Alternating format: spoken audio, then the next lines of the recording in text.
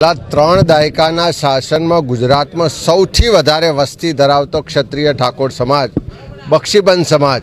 અને એની સાથે સાથે એસસી એસટી ઓબીસી માઇનોરિટી બધા જ સમાજના લોકોની એક જ ફરિયાદ છે કે આ સરકાર દ્વારા પ્રજાના પૈસાથી જે તિજોરી ભરાય છે, જે બજેટ બને છે,